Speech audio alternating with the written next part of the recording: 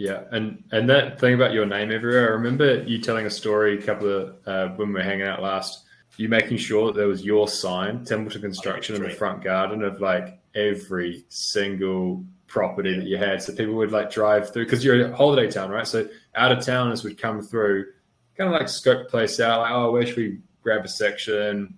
I wonder who should build a house for us. And then it's just driving down the road and it's Templeton Construction. Templeton. And you're like, that's what we want. So good. So can you just talk a little bit to that? Like, what do you do and how does it kind of work for you? Yeah, one thing, for you guys, seen was that brand awareness. It was one of the big ones I took out of one of our first boardroom meetings. I remember having to talk about it, and you're nothing without a brand or your name, and that's what your team and company needs to focus around. Your name is what you're building for at the end of the day, and that's all your values, your core values. Everything comes back to that name, and it all comes down to two. Like it's you've got it there, you've got to market it. That's how people know you. Like you've got to have it on every van, every vehicle. Like I've got stickers for all the tools. Like I have, everything's got that logo everywhere. So, and it doesn't matter. Like even when we finish a house, we have a proudly built by Templeton Construction sign.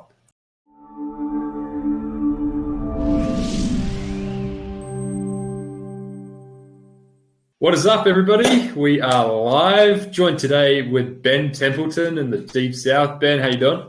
Yeah, good, mate. Yourself? Yep, very good. You know the rules. Every day's a good day. Well, Ben, why don't you kick us off, dude? Like, give us a kind of roundup on who you are, where you're from, and what you kind of specialize in. Yeah, no worries, man. So Ben Templeton, between himself and my wife, Gemma, we, for the last 15 years, have run Templeton Construction in the South Island of New Zealand, in a wee small town called Twizel. Bit of a holiday destination, middle of nowhere, but it's pretty picturesque, lakes and mountains sort of thing.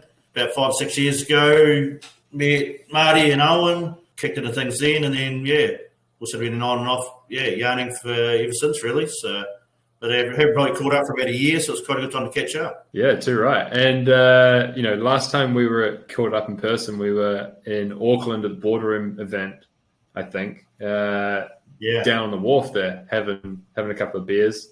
That was a while ago now, right? That was pre-COVID. That was good fun, though. Good fun to catch up, and it's nice to sort of get an update on how things are going, because you've made a bunch of progress, a bunch of stuff is going on. So let's kind of start with some of the people and projects sort of stuff. So type of work that you do and the structure of your team. So let's start with kind of like the role that you play and the structure of your team. Yes, main role for myself is project managing. So I still sort of oversee everything else. So I have two full-time office ladies, one mainly solely accounts, and then I have another office lady too that pretty much does a lot of my pricing now, my client go-to, client liaising, everything else, doing all that sort of side of it.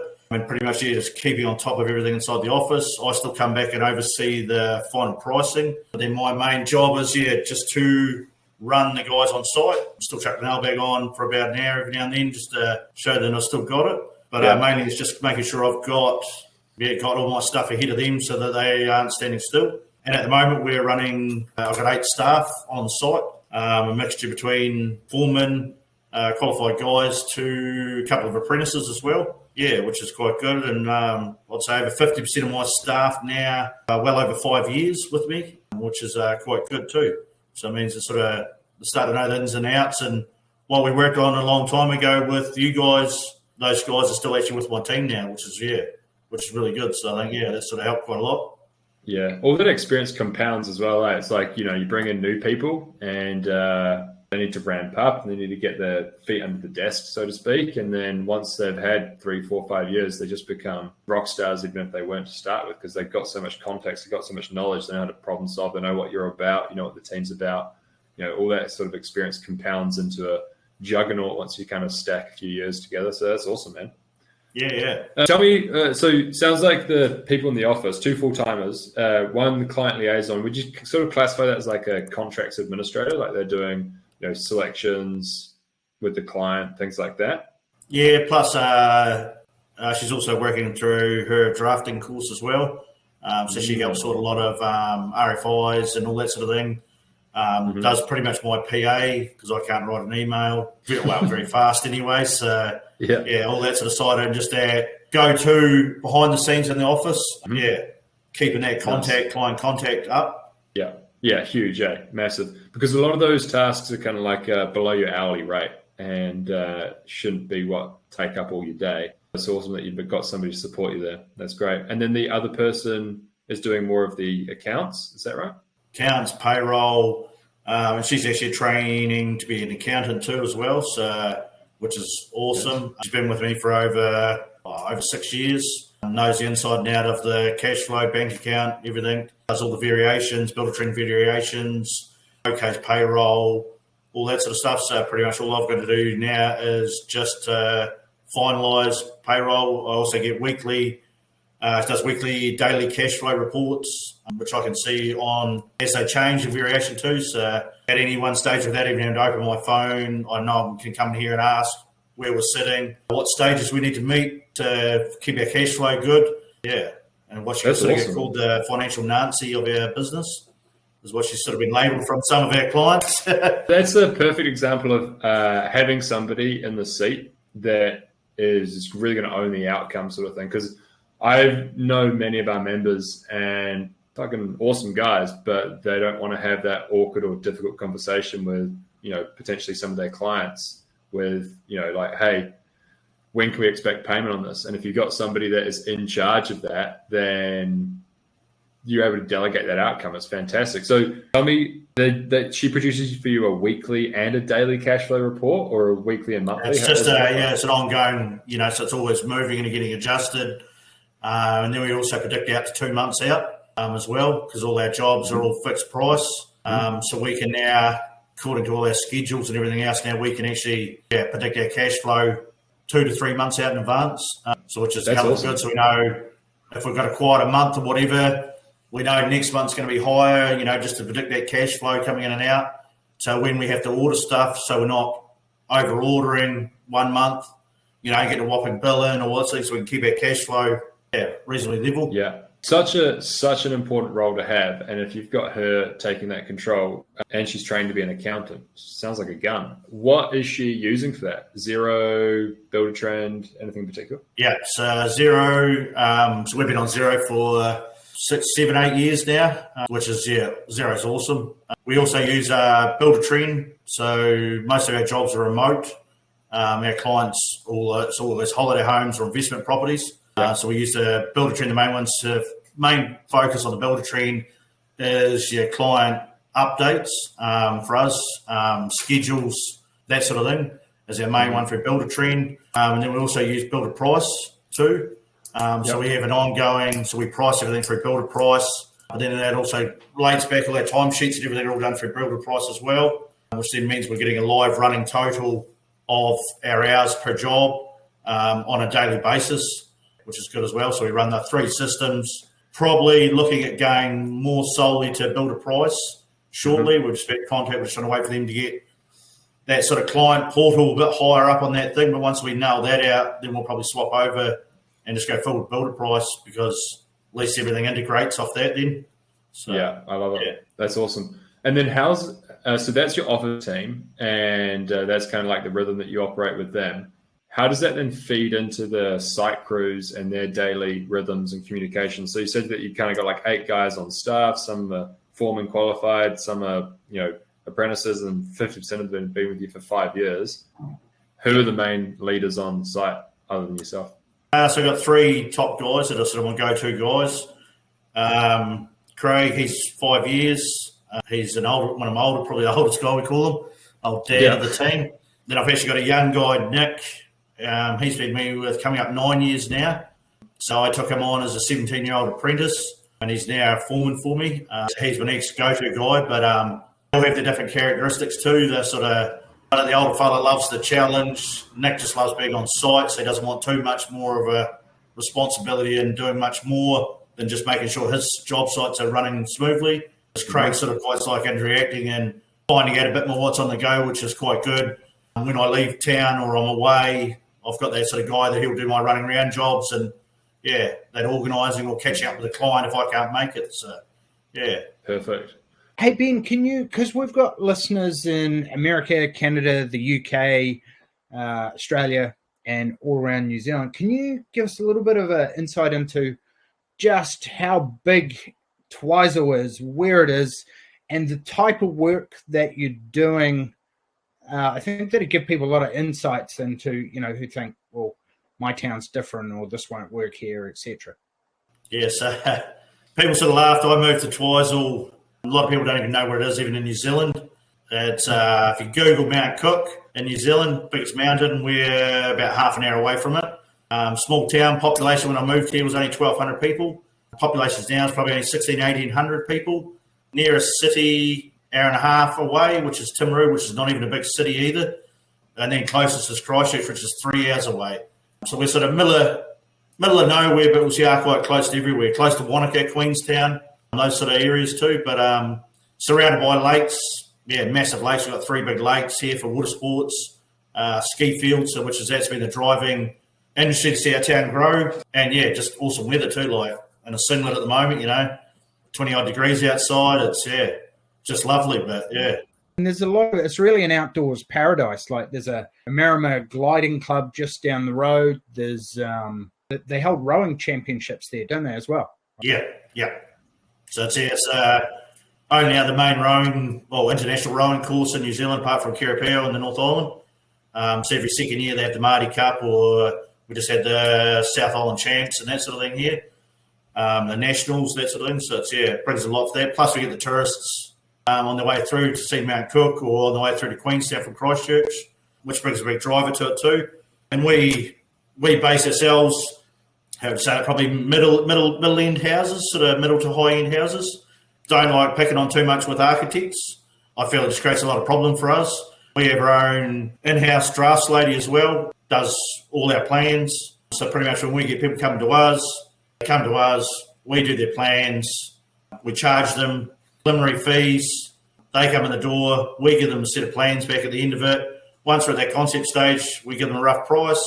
We tell them they can go away and price it with someone else, but 99% of the time, once we've got them in for the prelim, got the plans drawn through us, they're pretty much too scared to go and ask anyone else. They pretty much sign on the dotted line after that, but They're invested in the process as well. They're more involved, they're more committed, and they've gone further down the path with you. What are you typically charging for your prelim budgets?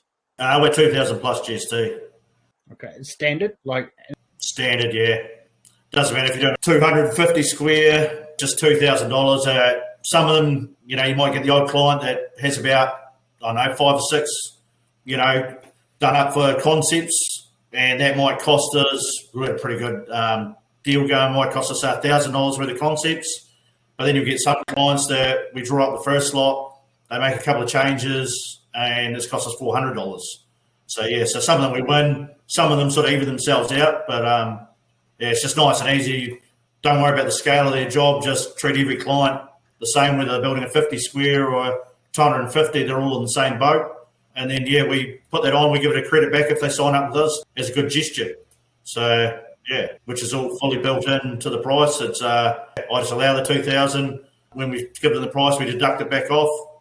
Shows that, that we're actually, giving them something back, but it also, the first thing I always say to them is like, I want to give you my full attention, my full scale of everything I can offer to you to make your house what you want. And pretty much that just signs them up on the day. So, Perfect. I think using because originally you had a standard set of plans from like a house plan company when you were going down this path, I remember about 4 years ago or so. Why did you transition to an in-house drafts person? And have you now standard plans, or is everyone custom built? No, so we've still got the original same standard plans. We've added a few more to them, and that's pretty much just a starting point. I don't even think we've actually built one of them ever exactly to the plan, but having that to get people in the door, offering what you can as a housing company, because they're probably our biggest competition is your bigger housing companies, but there's no one in our area. So we're being like a housing company, but we're local. We use our own tradies. We've got all our own staff. We don't sub it out to anyone else. That's where we have the upper hand over your bigger housing companies. And we can do it better. We're not paying big overheads, so that we have the upper hand right from day dot. And they get that sort of one-on-one connection is that, they know they're building with a local guy, that's our name's everywhere. That's our main thing, Yeah, and that thing about your name everywhere, I remember you telling a story a couple of when we were hanging out last around you making sure that there was your sign, Templeton Construction, in the front garden of like every single property that you had. So people would like drive through, because you're a holiday town, right? So out of towners would come through, kind of like scope the place out, like, oh, where should we grab a section? I wonder who should build a house for us. And then it's just driving down the road and it's Templeton Construction, Templeton, Templeton. And you're like, that's what we want. So good. So can you just talk a little bit to that? Like, what do you do and how does it kind of work for you? Yeah, one thing, for you guys, seeing was that brand awareness was one of the big ones I took out of one of our first boardroom meetings. I remember having to talk about it, and you're nothing without a brand or your name, and that's what your team and company needs to focus around. Your name is what you're building for at the end of the day, and that's all your values, your core values. Everything comes back to that name, and it all comes down to two. Like it's you've got it there. You've got to market it. That's how people know you. Like you've got to have it on every van, every vehicle. Like I've got stickers for all the tools. Like I have everything's got that logo everywhere. So, and it doesn't matter. Like even when we finish a house, we have a proudly built by Templeton Construction sign. So it doesn't matter when we have our signs up when we're working there, but also years later when we finish it, there's still a sign there. I love that part. I love that part because it's like the first thing that people do when they've finished their house is they have everybody around to check it out. Yeah. Often what some people doing that is incorrect because they'll tidy up, pack up, leave site, and take their sign with them. And I'm like, no. Perfect job for an apprentice. Beautiful sign, hand-built, put it in the front garden, make it look real good, and can live there for the next 18, 24, 36, 5 years, whatever. Yeah. And then everybody that comes and looks at this new house is like, oh, there it is. There it is. I love that. Yeah. First thing you do when you sign up a job, put the signs up. Mm-hmm. That's my go-to too. As soon as someone signs on that dotted line, before we could be months away from breaking ground, empty section, they might not even have title yet, but the signs are up, and then it gets people thinking like, oh, is he putting another one there? And now we get that all the time. They're like, how many actual houses have you got on the go? Like everywhere we go, we see your sign. I'm like, on the end of our shed, which you can see from a whole subdivision on our office and showroom, we've got a massive big shed, it's black shed, but there's a massive big 4.8 long by 1200 Templeton Construction sign that lights up at night, and literally I can almost see it from my house too. So, and I'd like to see everyone in that subdivision looks out of their front doors because it's facing north, sees my sign every night, Yeah. Isn't Twizel same as Tekapo? Is it like, light pollution laws? You're not actually allowed to have like... Yeah, they're shining down though. Okay, cool, nice. Awesome. So good. Ben, I remember at one stage you were doing like 10 projects at the same time. And a big thing obviously has to be, because you're in a small town and in the middle of nowhere, but close to close to everywhere. How do you go with attracting workers? Because I know this is a challenge for a lot of building companies that are in small areas. And obviously branding and having your stuff out there on social media and so forth has a massive impact. Can you talk to that a little bit about how you've gone and what works for you? Well, I sort of found that we've pretty much had to train. We train our own guys. It's been hard to get people to sort of move here solely, but we've just had to attract younger people more so, or ones wanting to start out and work them through, and then keep them. This has been the big one for us. That's about just trying to get someone to come to a small area.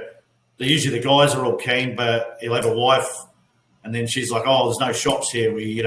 How am I going to buy my designer shoes? And then if I can't go shopping, and and it's been the hard bit, or that's sort of been the main bit. It's just that isolation a wee bit here. So it's been hard to get people that way, but we found training younger guys up and bringing them through has been the key strategy to holding our team. As I said, one of my guys started at 17 years old, 9 years on, coming up now, and he's still with me now. Has nothing to do with pay. Of course it does a bit, but it's the main thing is just giving them the opportunity to grow within your company. I find it's been a good one. So always giving them incentives to keep moving forward within your company, to keep them so they don't get bored or, sort of stagnant in what their job is and then stop them from looking elsewhere. Your company has to have a big enough vision and big enough goals for your team's goals to be able to fit inside it, for them to be able to accomplish everything they want out of life and business. Yeah, exactly. And then culture, most people try and optimize for culture, and that's kind of like the wrong thing to optimize for. You need to optimize for community, because community builds culture. So what kind of things do you guys do to build community in your team? We treat pretty much our team as a family. We look at our team rather than trying to promote something that gets hard to do. We just, between myself and my wife, sort of very one-on-one with the guys, have a lot of, so we're sort of those people that within our community and within our team and that they can actually call upon, whether it be, especially with what we've gone through probably recently, mental well-being, help, advice, sort of become that sort of figure that they sort of look up to, if something happened in the middle of the night, they know they can call me and I'll drop whatever I'm doing to help them out. For whatever instance, their kid's sick or something else, if you've got some Panadol, I haven't got any at home, they know they can ring us whatever hour of the night. And it just gives them that sort of being a part of a family, that we always sort of got each other's back. And then that builds that culture that everyone sort of pulls everyone together, that we are, like a lot of the guys say, their friends are pretty much our crew of guys. They don't have a lot of mates outside of work. So everyone's become that tight that it sort of builds that sort of culture around that tight-knit family.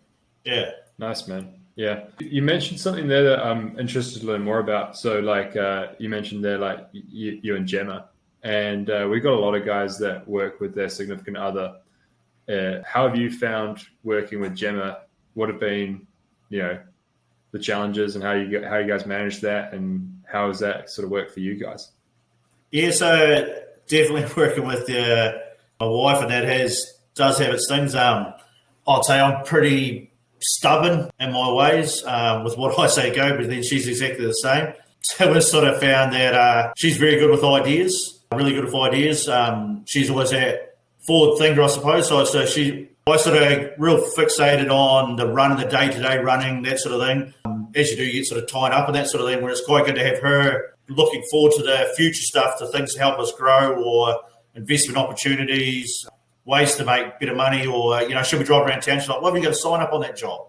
I'm like, I forgot about that one, So it's those sort of things that, I'll generally have the day-to-day, the cash flow side of it, but then that sort of extra growth side of it comes from her, and just having someone to back you on your day-to-day decisions on how you should run it is a huge step, because that takes the sort of pain off me a wee bit, knowing that I can go home at night and offload it, and then she might just have one bit of idea that can help me sort out something, a problem or anything going forward the next day.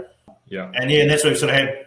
Rather than trying to butt heads, we knew we couldn't do that. Hence why we actually got Robin in the office years ago to do all our account side of it, because trying to do it at night time, young family, just didn't work. There's divorces on the cards pretty quickly, until we got someone in. We're like, hey, let's get someone in. Let's have our time when we go home at night to actually, hang out with each other, rather than bloody squabble over, I haven't got this up to a stage, or we need to get this out, and why haven't we done the accounts on this? And Yeah. I think that's what you've just said is bang on the money. It's like looking at Robin, for example, the person that does your accounts. It's almost like ticks so many boxes. It's delegating a repeating and recurring task that is critical to the business, possibly a task that Robin is better at than you guys. But it's also, and some people might say, well, I can't afford an X or Y. You can't afford not to have that person. And you're not necessarily buying help. You're buying evenings and weekends back. What's your evenings and your weekends and your marriage and your time with your kids worth to you, sort of thing? 100%. Yeah. Have you and Gemma implemented, do you have any rules hey, no business talk after 6 o'clock, or none on the weekends, or hey, there's certain days that you don't work, or anything like that that's helped the two of you work together? We always try pretty much. I always get home and offload a bit that first sort of half hour when you get home at night, and then after that we just try. That's it. I don't answer emails. I don't talk to clients. But then, as I said, with having the other lady in the office, I don't actually get those calls at night now from clients. That's completely cut out now. So my phone only goes unless it's an emergency, which is hardly ever. So having that sort of thing. And then just making that rule that unless it's critical, I don't have client meetings or anything on weekends. If they can't schedule time off on a Friday afternoon, I can't schedule time off on my weekend to meet with them, They've got to come up, pay into the party too, We're working all week on their house. Why should I now give up my special time just because they're up here in the weekend, for them to take half a day off work on a Friday or a Monday, come and see us, why should I have to give up a Saturday or a Sunday to meet them on site? And I think having that out of the equation means gets to Friday, 4:00, and it's shut off, Unless we want to work on a weekend, and if we don't, that's it. That's what the rule of the team. So, yeah. 100%. That's gold, dude. It's like you don't get in business what you deserve. You get what you tolerate. And that's a perfect example of something that you could potentially tolerate. I remember hearing one of our other members, Matt Thomas, say this before, and it was, I'm being paid to build their house, not finance their house. And that was to do with, payment schedules and them trying to screw you down on margin or variations or whatever. It's like, dude, I'm here to build your house. You said you want a great house. I'm not here to finance it. And it's almost the same thing with, accepting people to come into your weekend. It's like, dude, I'm here to build you a great house, not here to hang out with you on the weekends and be your best friend. You've got to set some boundaries and identify what you're really good at. Yeah. And I think once you also lay in those boundaries too, they don't push it either. And that's where I find having the Builder Trend portal, and that's any communication isn't done through me. It's via Builder Trend. You don't ring me up and go, hey, I thought about moving this window over 200 mil. No, unless they want it to go, I'm like, and if they do try to ring us straight away, that's all cool. We could probably do that. But you now need to put that in writing back through the Builder Trend portal. We will then price that. You either accept it or decline it, and Terriana will sort it from the other end in the office. I was like, that way nothing gets forgotten, nothing gets in. And then and straight away that cuts them out. They're like, oh, yeah, it's good to go to bed and ring during the day and to see if that's actually doable. And then they'll flick a message through, But that cut probably 30% of my phone calls out on a job, just by saying no. Go back, put it in writing, then no one forgets it then. Yeah. Totally. And there's obviously framing of the client during the job. You just kind of basically paraphrase the script that you would use there. Hey, great idea, dude. There's a process for that. It's called Builder Trend. Put it in there. Yeah. But how do you frame the clients at the beginning of a job? How do you go through the whole sign-up process? You price their job. You become quite, friendly with them because you've done a bit of work with them. And then how do you at that point then hand it over to Terriana and not have them just keep being in touch with you and be like, hey, Terriana, you're great. But where's Ben? Where's Ben? How do you do that? What we usually do is we're at our office and showroom. So when we get them signed up, we bring them into the office, and that's when we give them their download for the Timberland Construction app. And then once they get onto that for Builder Trend, then we run them through the whole process with Terriana. And that's when we clearly sit down between the two of us. And she has also been, we usually have a couple of meetings, as we're going through the pricing stages. So then we do that together, me and Terriana, and then also, before we even start the job, that's when I also introduce my foreman who's going to be running the job. So it gets him involved too. So then when he starts doing daily logs and updates for them, they know who it's coming from. So they sort of get to meet that team, and then they know where everyone's structured. And then when we do our on-site meetings, we usually sort of have 4 or 5 major sort of on-site meetings during the build. So for instance, we'll have as soon as the roof's on, we usually have them in for a window walkthrough. And then we have a pre-line for wiring and bits and pieces of electrical walkthrough. But that's when we'll then also I'll meet them for those sort of crucial points, and they know those, crucial things. That's all about when we're writing the emails and writing the messages between them, we let them clearly know that, hey, Ben will meet you with the electrician and our foreman Craig or our foreman Nick on site. So then they get a clear understanding of who's meeting who they go back to with that part of it, and we're like, hey, once you have your walkthrough, we'll then get it through Terriana, we'll then be in touch to, let you know if there's any variations or changes to your windows from what we had originally priced. Yeah, love it. A lot of people fall into the trap of like thinking, oh, the client's buying me, like they want me to, no. The client is buying the outcome, like this amazing dream home that they want to get their hands on. And that means that they're actually buying your people and your process. Like, you need to elevate and display and showcase your process. Like, here's our quality control checklist. Here's our app. Here's our, meeting schedule and meeting agendas. Here's our, fixtures and fittings list. And then here's Terrian, here's Craig, here's whoever who's going to help you, facilitate you day to day, week to week. And I'm here month to month or whatever it needs to look like. And also, so we even introduced Robin as well in the account side of it. So they clearly know who's invoicing them, who are we dealing with, all that side of it. And then we even have right down to that too. So then we also then lay out, what our payment schedule is, even putting it out now too, like, are you financing? Do we need to speak to your bank manager? Is it easier for us to go via your bank manager for invoicing to make it easier on you guys, And that's when Robin will then sit down with them as well and, introduce herself and say, hey, I'll be invoicing you. I keep control of this. If you have any queries to do in regards with the accounting side of it or money, it then comes back to Robin, not to me or not to Terriana too. So just real sharp guidelines to the client so they know who's in charge of the money, who's in charge of on-site, who's in charge of selections, and who's going to be, meeting them for meetings and, Any tips for improving cash flow with regards to what we're talking about just then, like scheduling of these jobs, contract, stage payments, putting in extra payments, etc.? Yes, one big one was upping our payments, our claim schedule, having more of them too. So we used to have, we'd only have probably 6, maybe 7 progress claims for a job.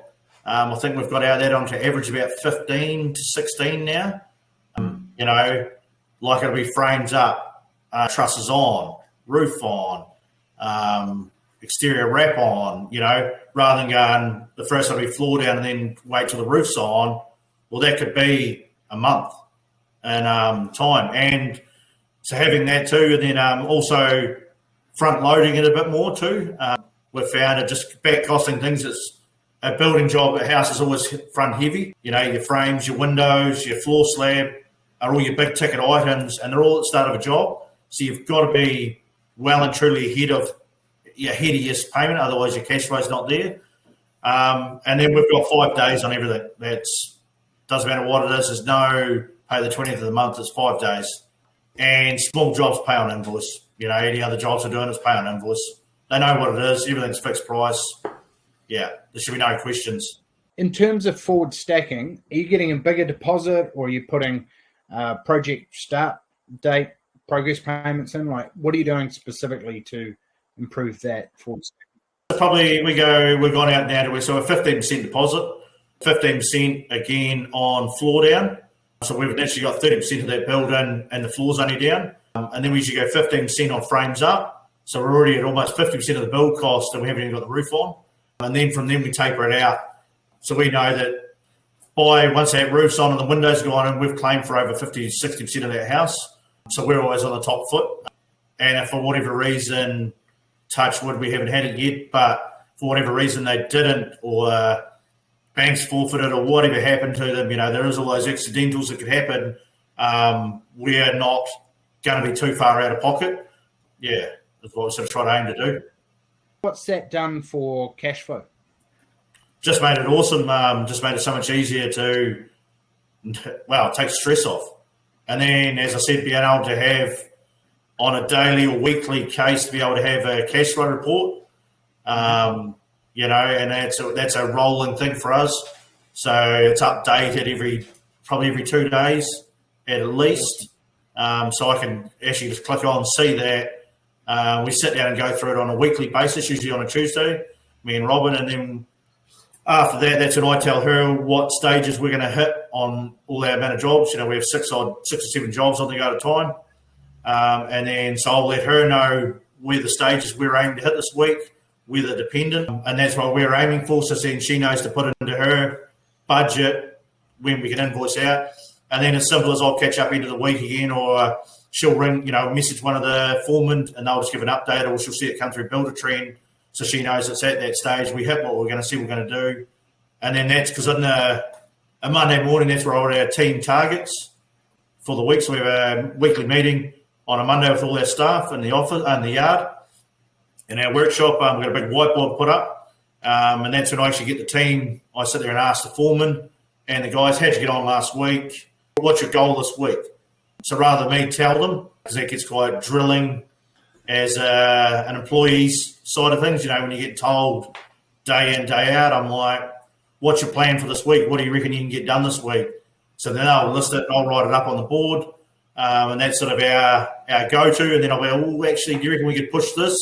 If I know they're trying to slacken back a bit, I'll be like, hey, how's about we also get this ready for the thing? Oh, no, we can't get that far. I was like, I bet you can, throw it back in their court a wee bit, just to, so unless I think it's their idea without me demanding something out of them, but just almost challenging them to set their own goals for the week. And then on a Monday too, we cross out what we got through last week, and then we work out why we didn't hit, for whatever reason we didn't hit the week before, the roof was supposed to show up on a Tuesday, didn't arrive till Thursday. Okay, that's not our fault. It's snow. We had 8 inches of snow. We couldn't put the roof on. Okay, that's fair enough. Does that typically relate to the milestone and progress payments that the guys are aiming to hit, or how are you factoring that in? Yeah, sometimes. Some of them do. So I don't try to burden my guys with where progress stages are. My foreman know, but I don't like to let the rest of the team know, because it just sounds like you're out there hunting that dollar. I sort of let them do their own sort of thinking, and that's when I'll build into it going, hey, I've got this scheduled in for here. Here's the schedule anyway. The boys know what the schedule is. You reckon we're going to hit that? Yeah, no, we're going to easily hit it, and make them sort of, it's like a challenge for them almost to hit those stages without me even have to put it in front of them. So, dude, I think what you've done a great job of in the time that I've known you is going from busy builder to business owner. And then, I'd like to chat about how you intend to go to entrepreneur from here. But that is most obviously reflected in your kind of calendar, like your weekly schedule and stuff. So do you mind just walking me through kind of what a typical week looks like for you? Because, you said throw the tool belt on every now and again. You got to prove to the guys that you know how to swing a hammer and stuff. But tell me, Monday is kind of that targets meeting with the guys, and emphasis is put back onto the foreman for planning and taking ownership of the week ahead and reviewing the last week. Sounds like Tuesday is cash flow with Robin. Yep. What does Wednesday, Thursday, Friday look like? Yes, Monday morning is more. So that's when I sit down with the guys, have that real suss out where they're going. Yep. Monday's when I go around all my sites. Two, catch up where they're at, talk over any problems that have occurred from the week before. Niggly bits, how we're going to make this work, or bits and pieces. Ask them if they need anything. Do I need to order anything else? Are we short on anything? Get all that sort of stuff out of the road. Do I need to call anyone? That's all written up on the board too. Do we need to book inspections? Do we need to let anyone know forward thinking? And that sort of fills on my Monday is mainly, just making sure the jobs are set for the week, catching up suppliers, everything else, ordering anything I need to order, making sure that I know those guys got everything for the week. Tuesday, as I said, we have, I get into the office, sit down, work out our cash flow. Then I work out goals for the office girls too, like, hey, we need to get back in touch with that client. We've got our whiteboards up in here. And that's when we sit out and jot out, okay, we need to get this price out to these people. You need to chase these people. We need to hit that variation. Those sort of things. And then Wednesday, I tend to get a bit more done on a Wednesday on site. So we went and bought a digger 2020 COVID. I was like, how much can we keep in-house? I quite enjoy getting on a digger. So we do all our own footings, foundations, everything else now. It's saving me probably about $5 or $6 a house just by doing all our own earthworks. The digger was paid for itself within the first year. And I get out on site with the boys and I'll dig the footings, that sort of thing on a Wednesday, Thursday. Usually sort of have my week pans out, or if someone needs a push somewhere. And then, Thursday, usually if I'm not out on site, we'll be back in. I try to have a day pricing and getting things away so that Terry Owner can finalise things on a Friday and then send out anything we need to send out or underway so people can have it before the weekend, because people like seeing stuff on a Friday, especially if you're building a house and you get home on Friday, you're like, oh, sweet, we've got the price in, let's go through it over the weekend. You leave it till a Monday, puts a bad taste in their mouth, really. So, yeah, they're like, oh, we still haven't got it yet, you know. They're out drinking with friends and that, oh, have you got your price in from your builder yet? No, we're still waiting on it. But, you know, if you can get out on that Friday, and that's when Terriana, I said to her, that's her go-to to catch everyone up and make sure that she's been in touch with, most of our clients. Yeah. Nice. So what kind of things, like your weekly structure will have changed over the years? Like what kind of things did you need to stop doing or get out of as you stepped more into the office or more into like project management role? Yeah, stopped. Well, mainly I stopped trying to have my finger in everything was the biggest one. Like, and actually to step back and not actually do it, but still oversee it all. Because I tried to step away from too many things a bit with not having the right people in there. So now I've only got to have a glance over things and make sure everything's still turning in the right way, but without actually having to do it. So, as I said, I'm not doing accounts. I'm only overseeing pricing at the end of it, or stuff that's out of Terriana's sort of scope that she's qualified for. So I'll only do the final overseeing. I don't have to do any emailing really, unless it's short, brief emails. I jot notes, or I'll sit in and she'll take notes and then she'll write them up pretty for me, you know, write the essays rather than I'll take notes and that's it. Because that cost me time. I'm not a typer. I'm a builder. Oh, dude. You know. So, yeah. So those sort of major things, and then just stop trying to do everything on site too. Let the foreman be in charge of the guys, and then they come to me if there's problems or that sort of thing. And I just set them targets rather than trying to be there pushing them at their target. Yeah. You've had a lot of great wins. What have been the top three sort of needle movers or biggest levers that you feel have made the biggest difference? And I think one of those is financial visibility. You have great visibility now on your numbers and cash flow. It's the first thing we go through with every new member. Yeah, can you just talk a little bit through, I presume that, but what else have been, big ones? Yeah, definitely is that. Yeah, like without knowing or even having you've got to have some goals too set for your forecasting and everything else too. I myself used to get always stuck in the way of just, if there's money in the bank, we're doing all right. But that can change pretty quickly. You've got to have some sort of forecasting. You'll still get a bad month. But knowing your next month, you've got the cash flow to cover it, as God said, it stops you from, that gets rid of those sleepless nights, the sweating in your sleep and going, how are we going to make this work or anything else? And just, knowing and back costing every job now too.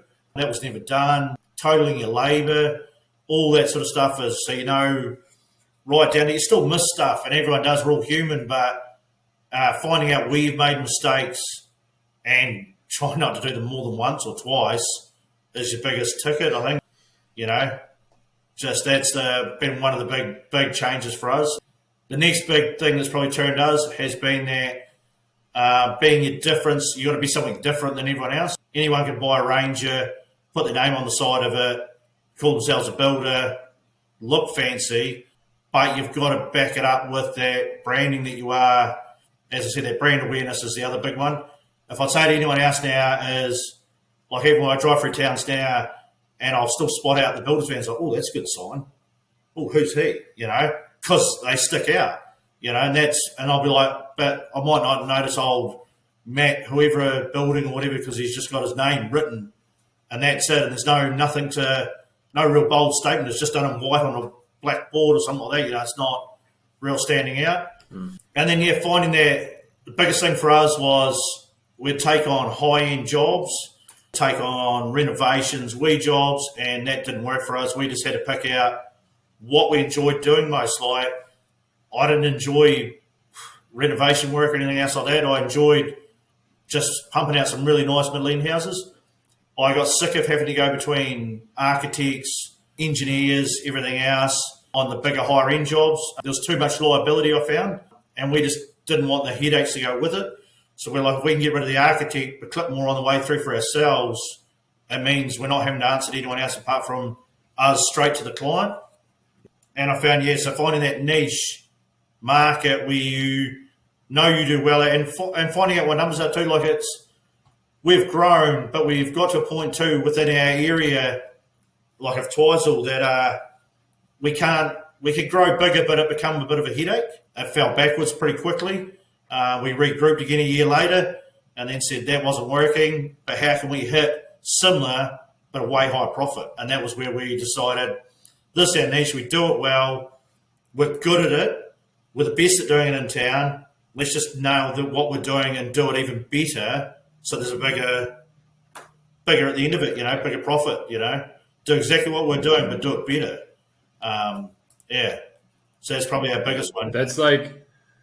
That's huge, eh? We have this one member who will remain unnamed, and I keep asking him because I know the answer he gives, and I love the answer he gives. And every time I catch up with him, I'm like, "What do we specialize in?" And he goes, "We specialize in profit." Yes, we do. Yeah, that is good. That is good because you can find jobs that you enjoy, and you can find fundamentally you're running a business, and a business needs to make sure that it pays you your salary, pays your net profit. It pays you what you're worth for the risk and liability that you're absorbing by being a business owner. So you've got to make sure that the projects you're doing are profitable, not going to build you into a prison. Like you're able to get your team to help you out and to run things. Yeah. I love it. What's kind of next for you guys? Like what are the next kind of 12, 24, 36 months look like for Templeton Construction? It's looking pretty good, really. I've now cut back to I do a 4-day week. My team still does 5. Wasn't on the best circumstances, but we've made it work.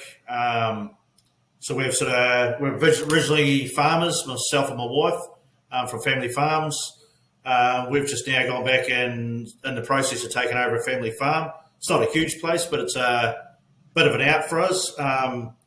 So what I'm doing at the moment now is I travel back up to Twizel on a Sunday night, do my Monday through to Thursday, punch out my week, finish up at Thursday anytime in the afternoon, and then I drive down and then I spend Thursday, Friday, Saturday, Sunday with my family on our family farm, and Friday I might answer a few phone calls, but that's about it. But the rest of the time is just spending more quality time with the family, and that's just been a massive godsend for us. We've also toyed with that idea of having that, we always love the rural lifestyle, and with doing that, it's just brought our whole family closer together.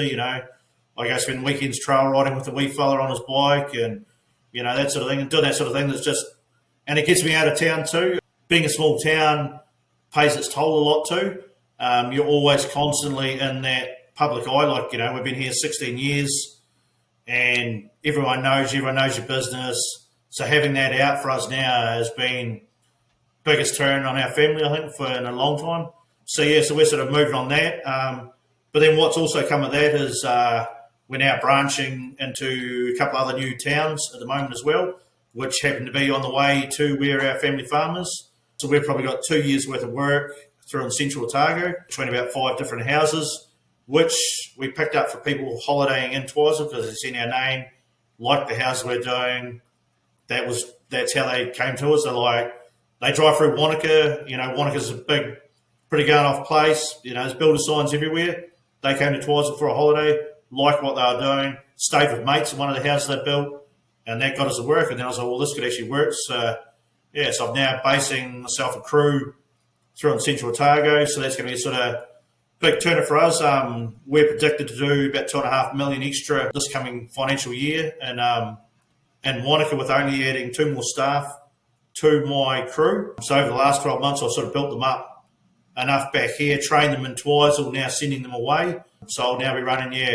We're just picking up another guy starting again too. So there'll be about 10 of us in total, 2 to 3 in Wanaka, and then I'll still have my same core base back in Twizel, which still exactly the same as what we're doing that 4 million mark in Twizel, which is our sweet spot. Good GPs, but then also pumping another 2 million on top of it, and also pulling money out of a family farm as well. But getting the lifestyle to go with it, which isn't that why we all go to work every day? To get that bit of freedom. I love it. It's awesome, bro. And it's awesome to see you evolve and grow up the builder's ladder from builder to businessman, and now at that entrepreneur stage where you're going into second, third locations, you're doing other types of work. Like, it's epic. How's your mindset changed, or how have you had to think differently as you've evolved from builder to businessman to now entrepreneur? Yeah, the main one is you just got to stop thinking about everything and stop trying to probably conquer every little thing that goes on, and spend your mind focus on the bigger picture. You know, because you get caught up a lot in the day-to-day niggly wee bits, or the staff having a wee whinge about something, or a roof not showing up that probably aggravated the hell out of you years ago. And then now you just got to turn around and go, well, that's not my problem to sort out. It's happened. How do we fix it? And then once we fix that, do I have to even be involved with that now? I'll just get phoned once that roof's on. I can focus on doing something else. Once you get out those wee ones focused and you focus on the bigger stuff, that's when more stuff opens up for you. We're still doing house and land packages as well. That's our sideline in there as well. We still do 1 to 2, 3 of them a year on top of things as well, just as throw them in there pretty much just to help us out a bit, and just throws another wee sort of cash flow into it. Or we always have some sitting here in case a client quite often will come to us and go, I want to build with you guys, but I haven't got a section. Hey, I've got a section for you. Hey. You know, simple as that. Glad you asked. We can start straight away, you know. That's and that gets them over the line then, because we own the section. They come to us, we do the whole package then, clip a margin on the section and get the build out of it. Awesome. You know, it's a win-win, really. Brilliant. Love it, dude. It's great to see, man. You've set things up really awesomely and grown massively, not only business-wise, but, you know, personal-wise. You're calmer, more relaxed. You sounds like you've got a great balance between business and family and sport and lifestyle. Like, yeah, hats off to you, bro. Well done. Yeah, cheers, man. So, you know, in terms of investments and stuff like that, I'm always interested to sort of hear, like, you alluded to it just before, like, you know, that's why we got into business in the first place. I have a bit more of a lifestyle, have that rural life, all that sort of stuff. But what do you do with your money? Where do you sort of put it? Like toys, family, that sort of stuff. I'm just interested to sort of always see what successful people are doing with their stuff. Probably. So where do you go on holiday? What kind of, you know, toys do you like to get hold of? Yeah, well, here's something I never thought I would ever be able to do in my life. So last year, my old man was travelling overseas 5 years ago, met a Scottish lady. They decided to go back over to Scotland last year and get married back over there with her family.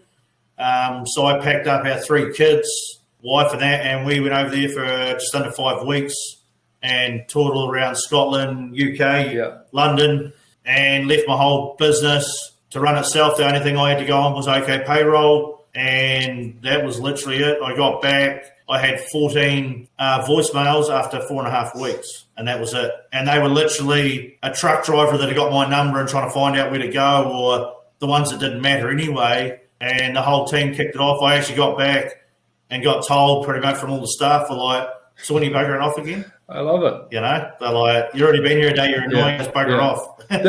I remember that, actually. That was when I was in Twizel last year, and I messaged you. And you were like, yeah, I'm in the UK. I was like, what the hell? Okay, sweet as. I make the whole effort to come down and see you in Twizel and you're in the UK. Who'd have thunk it? No, that's awesome, dude. That's probably the highlight, you know, being able to do that and then come back to it completely running itself. Any problems were sorted without me even knowing. Yeah, and then, we just spend most of our money and time is invested back into building up our equity pretty much. You know, our goal, we set it pretty low for a start, you know, tried to be a bit realistic and didn't set it too high. A couple of years later, that changed. We set it even higher again. Like we had a goal of, you know, having equity of a couple of million. That changed to 5. We're pushing on 10 million in equity as of the end of this year, you know. So we're sort of, that sort of built that net wealth to, you know, eventually the time was my time I'm 45. I shouldn't have to be doing a hell of a lot, really. So that's our goal for our business for the next, I've got 6 and a bit years now before I'm 45 to just keep ticking away, keep growing, keep putting the right people in place, so that I can slowly slip out of the background, but still have everything collected me money on the way through and just enjoy it, as I said, life's too short to be sort of getting stressed out and running around like a madman. Let everyone else do that for you. Who do you think you'll be adding to the team next? Like, who do you think you need to become next to hit some of those like profit, lifestyle, business goals? And who do you think you need to add to the business? So just in the process of talking through with my accountant at the moment on how we structure a buy-in. For me to sort of get out of Twizel a wee bit, to running the family farm a wee bit ourselves, would be to have someone in taking over my position, not fully, but someone just to start moving their way up the ladder. I've got my eyes on a couple that we might actually talk to, and I've been in talk for probably the last 6 months. It's a sort of equity share into our company, but only based on the area they're running. So as we branch out, it'll only be on the Twizel area, or if one of my guys decides to push up through the Wanaka Central Otago area, that'll be on that side of it only, not the whole structure of everything. But it gives them sort of an insight. And as I said right at the start, it's to keep our staff, we need to keep moving them up the train and give them goals as well. Otherwise, they do get bored and they do go looking elsewhere. So if we can have guys step up a wee bit through the business, I always like helping people too. It's a big one to help someone else out too. I get satisfaction out of training apprentices. We all had to start off at the bottom.